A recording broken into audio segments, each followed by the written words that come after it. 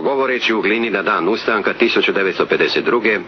drug Tito je rekao: ali i zbog toga je bila teška, što je baš u procesu revolucionarne narodne borbe okupator upotrebljavao ona ista sredstva, samo je mnogo perfidnije nego bivši nenarodni režimi, da unesu kamen smutnje u redove između naših naroda. On je favorizirao Pavelića. Pavelića mesara, ljudi koji je ubijao ljudi na stotinama i hiljadama.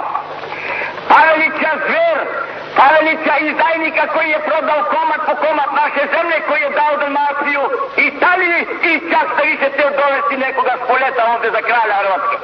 Jednu ruglu. Dakle, mi smo morali da se borimo i protiv Nemaca i da narodu postepeno, uporno objašnjavamo o čemu se radi. Da se radi o tome da naša zemlja nikada više ne bude jedinstvena.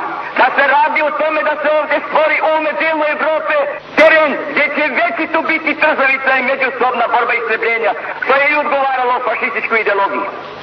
Radilo se o tome da se putem jednog izdajnika u Hrvatskoj, kao što je to bio slučaj u Srbiji sa putem Nedića i u Sloveniji i Rupnika, da se unište svi progresivni i napredni elementi.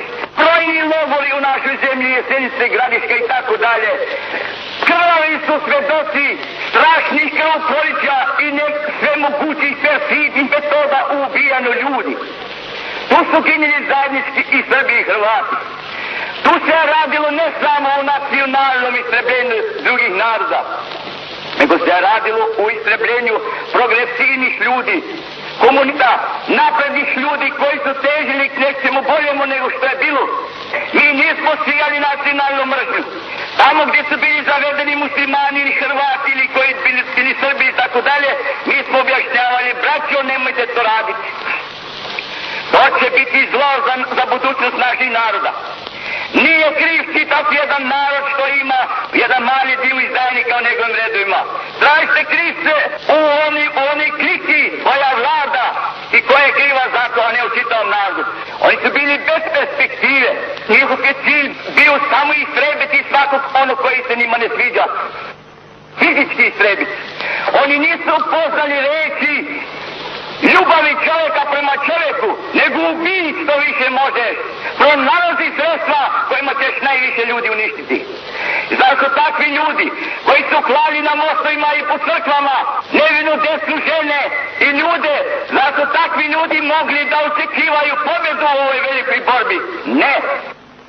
Oni su se prevarili i to neka bude pouka za sve u čitavom svetu, da narod ima koren i kad taj narod je svjestan svoje snage i svoje sposobnosti, da ga nikakva sila istrebiti ne može i da će svaki onaj ko tu pokuša doživjeti neuspjeh.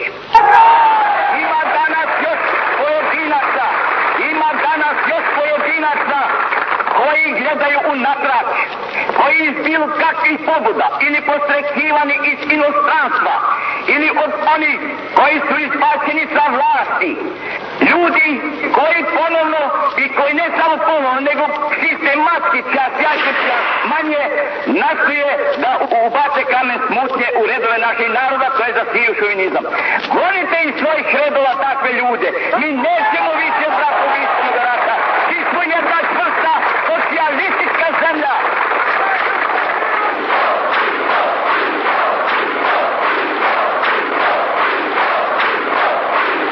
Onda trebamo imati uvijek na umu da najveća tekovina i jeste naša revolucija, bratstvo i jedinstvo naših naroda. I da baš zato tu najveću tekovinu mi moramo čuvati da ne bi nikada više doživjela naša zemlja takve katastrofe. Mi smo stvorili sa potocima krvi jedno novo društvo, socijalističko društvo. Mi imamo pred sobom velike zadatke koji su zajednički svakom i Srbinu i Hrvatu i Slovencu i Makedoncu i Bosancu i Crnogorcu.